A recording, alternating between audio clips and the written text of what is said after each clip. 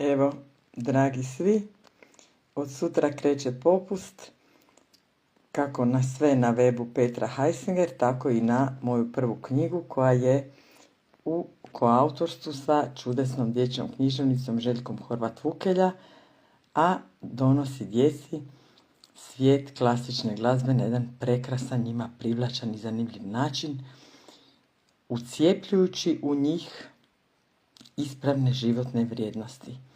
Također, knjiga je pogodna i za sve glazbene edukatore, kao i roditelje, bake, djedove,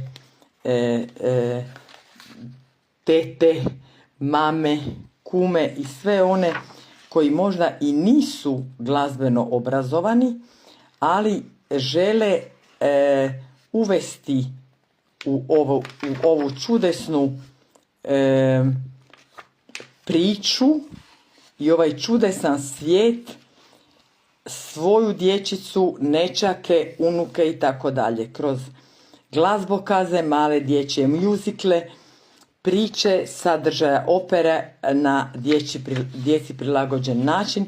Od sutra kreće popust na 25% na sve sadržaje mog weba petraheisinger.com, pa tako i na ovu knjigu koja putem QR kodova, za crni marker na mom prstu, vas uvodi u gotove videe kako su ti glazbokazi ovdje raspisani u konačnici izgledali.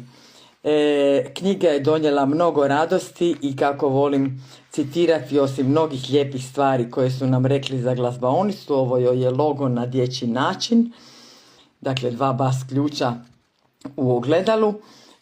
Knjiga je čuvar djetinjstva današnje dječice, donoseći im ispravne životne vrijednosti, na njima prilagođen, zanimljiv i vrlo pitak način. Iskoristite priliku, pogurajte sebe i svoje najbliže u lijepe obiteljske trenutke, onoga za čim svi čeznemo, a to su harmonizirani obiteljski odnosi sa kvalitetnim sadržajima. Iskoristite popust od sutra do 10.3. uoči Dana žena. Veliki pozdrav od tete Note i tete Željke.